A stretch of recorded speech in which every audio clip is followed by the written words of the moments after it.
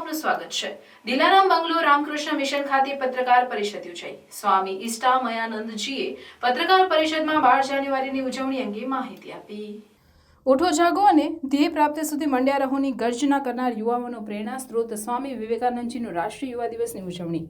સ્વામી વિવેકાનંદજીનો જન્મદિવસ રાષ્ટ્રીય યુવા દિવસ 12/1/2024 રામકૃષ્ણ મિશન વિવેકાનંદ મેમોરિયલ અલકાપુરી વડોદરામાં ઉજવણી થશે। આ નિમિત્તે પત્રકાર પરિષદના સ્વામી ઈષ્ટામયાનંદજીએ જણાવ્યું કે સ્વામી વિવેકાનંદનો ભારતના નવનિર્માણમાં ભગીરથ ફાળો રહ્યો છે। વ્યક્તિ, સમાજ અને રાષ્ટ્રને ઉન્નત બનાવતી સ્વામીજીની તેજસ્વી વાણી સૌ કોઈને પ્રેરણા આપી રહી છે। આગામી 12 જાન્યુઆરીના રોજ સ્વામી વિવેકાનંદની જન્મજયંતિ નિમિત્તે દિલારામ બંગલો રામકૃષ્ણ મિશનમાં શહેરની વિવિધ શાળાના અંદાજે 1200 વિદ્યાર્થીઓ તથા શિક્ષકો અહીં આવશે। આ પત્રકાર પરિષદમાં યુનિવર્સિટીના પૂર્વ સેનેટ અને સિન્ડિકેટ સભ્ય દીપક શાહ તથા વોકમેન ઓફ ઇન્ડિયાના જાણીતા રાજુભાઈ ઠક્કર વિશેષ ઉપસ્થિત રહ્યા હતા। થી જ આપણે ઈશ્વરની સેવા કરી શકીએ તો શિવ જ્ઞાનથી જીવ સેવાનો આ મહાસંદેશ સમગ્ર વિશ્વએ સ્વામી વિવેકાનંદ આપેલા હતા। એ સ્વામી વિવેકાનંદની આ નવું એક યોગદાન આપણા બધા માટે છે। સ્વામી વિવેકાનંદ કહેતા હતા કે આકાશના વજ્ર પહાડથી પણ તમે ભયભીત થશો નહીં, અને યુવકોને કહેતા હતા કે મારા વીર યુવકો શ્રદ્ધા રાખો કે તમારા સૌનો જન્મ મહાન કાર્ય કરવા માટે થયો છે। વિવેકાનંદે ધર્મની પરિભાષા જુદી રીતે કરેલી હતી। સ્વામી વિવેકાનંદ કહેતા હતા કે જૂના ધર્મ કહે છે કે જેને ઈશ્વરમાં શ્રદ્ધા નહીં એ નાસ્તિક, પણ હું કહું છું કે જેને પોતાની જાતના ઉપર શ્રદ્ધા નહીં એ નાસ્તિક છે। એ કહેતા હતા કે પહેલાં કહેતા હતા કે આતિથ્ય દેવો ભવો, માતૃદેવો ભવો, પિતૃદેવો ભવો, પણ હું તમને નવા મંત્ર આપું છું, દરિદ્ર દેવો ભવો, મૂર્ખ દેવો ભવો। આજે વડોદરા શહેરની અંદર રામકૃષ્ણ મિશન મઠ જે આવેલો છે, દિલારામ બંગલો, જ્યાં સ્વામી વિવેકાનંદ પોતે સદેહે આવ્યા છે। નરેન્દ્રભાઈ મોદી અને સ્વામી વિવેકાનંદ જે રામકૃષ્ણ મિશન છે એના સહિયારા પ્રયાસ દ્વારા એક સરસ મજાની આ જગ્યા, પવિત્ર જગ્યા કે જ્યાં સ્વામી વિવેકાનંદ પોતે રહ્યા છે, આપણી સાથે વડોદરાના સ્વામી ઈષ્ટામયાનંદજી મહારાજ આપણી સાથે ઉપસ્થિત છે।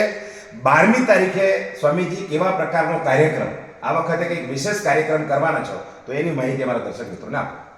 12 જાન્યુઆરી આપણે બધાને ખબર છે કે રાષ્ટ્રીય યુવા દિવસ તરીકે ઉજવવામાં આવે છે, અને આ વર્ષે અમે આવા પ્રયત્ન કરીએ કે વડોદરાવાસીઓને અમે ખાસ આહ્વાન કરીએ છીએ કે જે જગ્યા ઉપર સ્વામી વિવેકાનંદ પોતે રોકાયા હતા એ સ્થાન એમના ચરણધૂલીથી પવિત્ર થયેલું છે। ત્યાં ચોક્કસ આયા પધારે, એમની ઉર્જા, સ્વામી વિવેકાનંદની ઉર્જા, એમની શક્તિ એક નવા ઉત્સાહ, નવા ઉમંગ લઈને આવે અને સ્વામીજીના પાસેથી આશીર્વાદ પ્રાપ્ત કરે। અને સ્વામી વિવેકાનંદનું જે સ્વપ્ન હતું કે ભારત વિશ્વગુરુ બનશે, આખા વિશ્વ ઉપર ભારતનું રાજ થશે, પરંતુ ના તલવારના જોરથી નહીં, પરંતુ આધ્યાત્મિક શક્તિથી।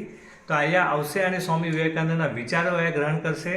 એના માટે અમે બધા વડોદરાવાસીઓને આહ્વાન કરીએ છીએ। ઘણા સ્કૂલોમાંથી વિદ્યાર્થીઓ પણ આવવાના છે। ધ્યાનખંડમાં તમે ધ્યાન કરી શકો, અહીંયા સ્વામી વિવેકાનંદની પ્રદર્શની છે એ જોઈ શકો, અને વાર્તાલાપ પણ થશે।